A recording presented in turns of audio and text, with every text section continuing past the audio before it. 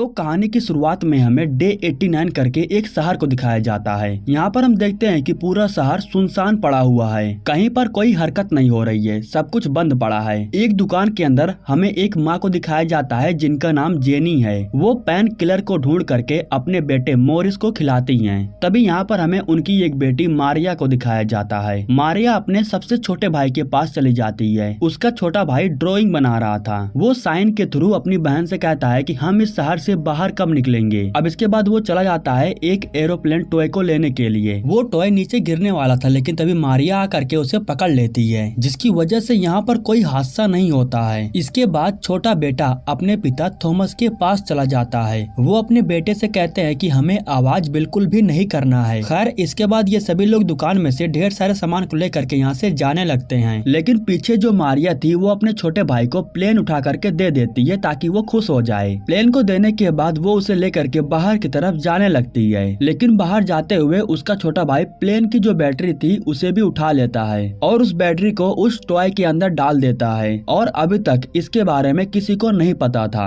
इसके बाद ये सभी लोग अपने मंजिल में आगे बढ़ते हैं। इन्हें एक नई जगह की तलाश थी जहाँ पर ये शांति से रह सके। यहाँ पर हमें ये भी मालूम चलता है कि मारिया को सुनाई बिल्कुल भी नहीं देता है। वो सुनने के लिए कान में एक मशीन लगाती है और फिलहाल इस समय वो उस मशीन को नहीं लगाई थी। उसका छोटा भाई प्लेन के अंदर बैटरी डालने के बाद उसे ऑन कर देता है, जिसकी वजह से प्लेन में एक म्यूजिक बजने लगता है। थॉमस उसे सुन करके भाग करके अपने बेटे की तरफ जाता है। हालांकि मारिया को अभी तक इसके बारे में नहीं पता है। और तभी जंगल में से एक खतरनाक क्रिएचर आता है जो थॉमस के बेटे को जान से मार देता है। अब यहाँ पर सीन कट करके हमें डे 472 को दिखाया जाता है। ये लोग एक जगह पर अपनी एक छोटी सी दुनिया बसा चुके थे। थॉमस एक कमरे के अंदर इस क्रिएचर के बारे में काफी कुछ रिसर्च किया था और वो आए दिन रेडियो के थ्रू किसी से मदद मांगने की कोशिश भी करता है। यहाँ पर हमें यह भी मालूम चलता है कि जेनी प्रेग्नेंट है और वो अपने आने वाले बच्चे की सलामती के लिए जुगाड़ बना रही थी। मोरिस और मारिया भी एक कमरे में एंजॉय कर रहे थे। कुछ समय के लिए ये सभी लोग शांति से बैठ करके डिनर कर रहे थे।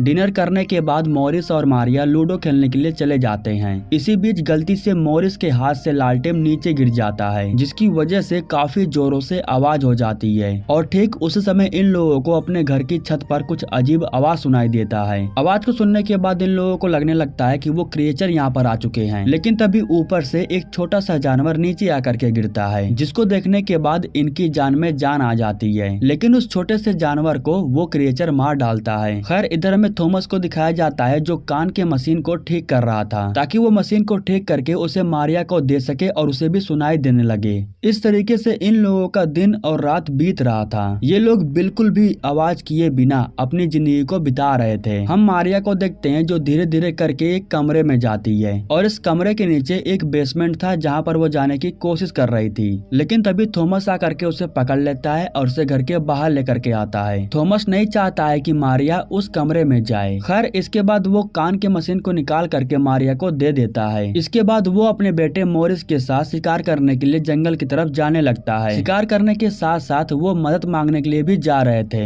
मारिया नहीं चाहती थी कि उसके पिता और उसके भाई इस जगह को छोड़ करके कहीं पर भी जाएं, इसलिए वो उनके जाने के बाद थोड़ा उदास हो गई थी। इसके बाद वो जा करके कान वाले मशीन को अपने कान में लगाती है और जब वो आवाज को सुनने की कोशिश करती है तो उसे सुनाई देने लगा था, मतलब कि उसका मशीन बिल्कुल ठीक हो गया था। इधर हमें थॉमस को दिखाया जाता है जो अपने बेटे को लेकर के एक जंगल में नदी के किनारे जाता है। नदी के किनारे उसने मछली को पकड़ने के लिए जाल बिछाया था और उस जाल में फिलहाल कुछ मछलियां आकर के फंसी हुई थी। मोरिस का कहना था कि हम यहाँ से चलते हैं वरना वो हमारी आवाज को सुन लेंगे। तो उसके पिता बताते हैं कि यहाँ पर पानी के झरने की वजह से वे लोग हमारी आवाज को नहीं सुन सकते हैं। इसके बाद ये दोनों झरने के पीछे जाते हैं और काफी जोर से चिल्लाते हैं। इधर हमें मारिया को दिखाया जाता है जो ब्रिज पर आई थी। उसे अपने छोटे भाई की याद आ रही थी, इसलिए वो यहाँ पर आई थी। वो अपने छोटे भाई को काफी ज्यादा मिस कर रही थी। इधर हमें दिखाया जाता है कि थॉमस हेल्प मांगने के लिए जंगल में आगे बढ़ता है और जब मोरिस जंगल से गुजर रहा था तो ठीक उसके बगल में एक बूढ़ा इंसान खड़ा था। मोरिस तो उसे नहीं देखता है, लेकिन थॉमस उसे देख करके रुक जाता है। दरअसल उस बूढ़े इंसान की बीवी को उस क्रिएचर ने जान से मार दिया था। यहाँ पर थॉमस उस बूढ़े इंसान को बोलने से मना करता है, लेकिन वो बूढ़ा इंसान गुस्से में आकर के काफी जोर से चिल्लाने लगता है, जिसके बाद थॉमस अपने बेटे को लेकर के एक पेड़ के पीछे जाकर के छुप जाता है और तभी वो क्रिएचर आकर के उस बूढ़े इंसान को जान से मार देता है। कट करके हमें जेनी को दिखाया जाता है उसके पेट में काफी ज्यादा दर्द हो रहा था। इसी बीच जब वो बेसमेंट में जा रही थी तो सीढ़ियों पर एक खिल्ली था जो उसके पैर में जा करके घुस जाती है और इसी बीच एक सामान नीचे गिर जाता है। वो फौरन जा करके एक शटर को ऊपर करती है जिसकी वजह से जो बल्ब था वो रेड कलर में जलने लगता है। ये एक प्रकार से खतरे का इशारा था। इसके बाद जेनी बेसमेंट से बाहर जाने लगती है लेकिन तभी वो देखती है कि एक क्रिएचर घर के अंदर आ चुका है। इसीलिए जेनी जा करके बेसमेंट में ही रुक जाती है और उसके पेट में काफी दर्द हो रहा था। इधर कुछ समय के बाद जब थॉमस घर आता है तो वो रेड बल्ब को जलता हुआ देखता है। वो खतरे को समझ जाता है और अपने बीवी को बचाने के लिए घर की तरफ भागता है। नीचे जाने के बाद थॉमस मॉरिस से कहता है तुम जा करके पटाखे फोड़ो ताकि क्रिएचर का ध्यान बाहर की तरफ आ जाए और मैं जा करके तुम्हारी माँ को घर से बाहर की तरफ निकालता हूँ। इसके बाद वो भाग करके पटाखों को फोड़ने के लिए जाता है। इधर दर्द की वजह से जेनी का बहुत ही बुरा हाल हुआ था। दरअसल उसके डिलीवरी का वक्त हो गया था इसलिए उसके पेट में इतना दर्द हो रहा था और जिस कमरे में वो थी ठीक उसके पास एक क्रिएचर भी था। इधर मॉरिस भागते हुए घर के पीछे जाता है और वहाँ पर रखे हुए पटाखों को जला देता है। पटाखे आसमान में जा करके फूटने लगते हैं और मौका देख करके थॉमस घर की तरफ भागता है।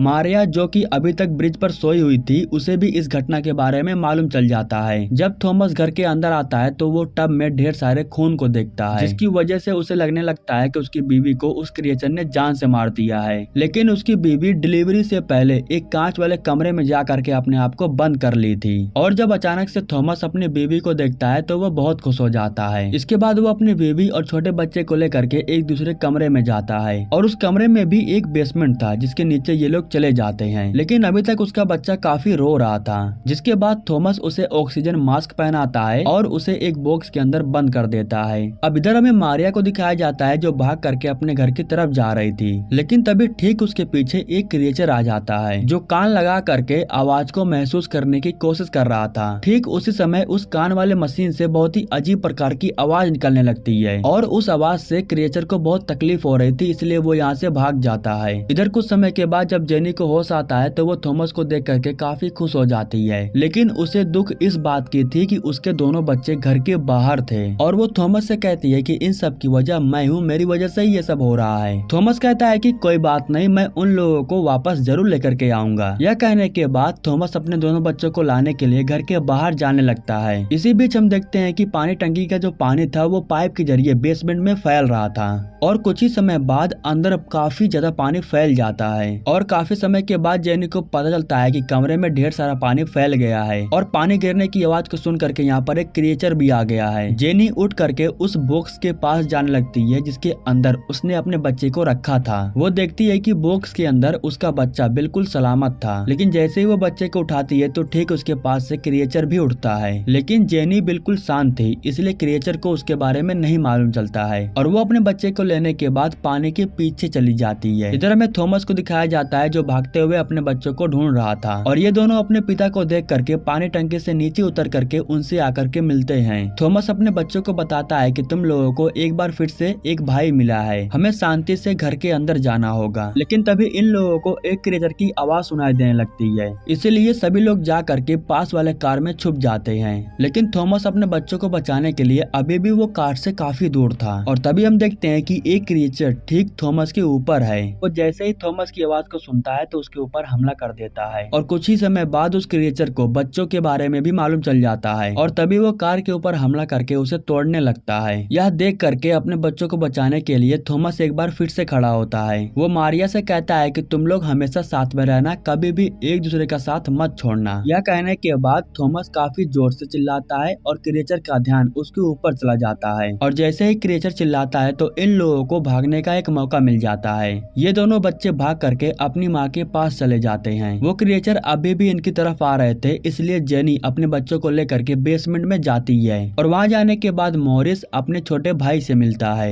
लेकिन ठीक उसी समय बेसमेंट में एक क्रिएचर आ जाता है और वो क्रिएचर आकर के ठीक इनके सामने खड़ा था। वे लोग बिल्कुल शांति से खड़े थे इसलिए क्रिएचर उन लोगों को महसूस नहीं कर पा रहा था। लेकिन जैसे ही टीवी की आवाज को सुनता है तो वो उसके ऊपर हमला कर देता है और अब वो धीरे धीरे करके आगे की तरफ बढ़ रहा था। तभी यहाँ पर मारिया इस क्रिएचर के बारे में लिखे हुए कुछ चीजों को पढ़ती है जिससे उसे मालूम चल जाता है कि इन क्रिएचर्स को किस चीज से प्रॉब्लम है। इसके बाद वो कान में मशीन को लगाती है और उसमें से वो अजीब आवाज बाहर निकालने लगती है और अब वो क्रिएचर उस अजीब आवाज को सुन करके बर्दाश्त नहीं कर पा रहा था। यहाँ पर हेडफोन माइक के साथ साउंड भी रखा हुआ था। वो कान में से मशीन को निकाल करके माइक पर लगा देती है, जिसकी वजह से अब उसका आवाज साउंड में जाने लगता है और हाई वॉल्यूम में वो क्रिएचर आवाज को बर्दाश्त नहीं कर पाता है। इसी वजह से वो चक्कर खा करके नीचे गिर जाता है। लेकिन कुछ समय के बाद वो उठ करके दोबारा इनके ऊपर हमला करने के लिए आता है। तो इस बार जेनी उसे शूट करके जान से मार देती है। लेकिन अब गन फायरिंग होने की वजह से जो आसपास के क्रिएचर थे वो इनकी तरफ बढ़ रहे थे। अब इन लोगों को ये मालूम चल चुका था कि क्रिएचर को किस चीज से ज्यादा तकलीफ होती है और उसी चीज को ये लोग अपना हथियार बना करके अब अपने मंजिल में आगे बढ़ते हैं। और इसी के साथ इस मूवी का पार्ट 1 यहीं पर खत्म हो जाता है। इस मूवी का पार्ट 2 चैनल पर अपलोड है, अगर आप देखना चाहते हो तो जा करके देख सकते हो। और वैसे दोस्तों हमारे YouTube चैनल को सब्सक्राइब करने के लिए आप लोगों को दिल से शुक्रिया।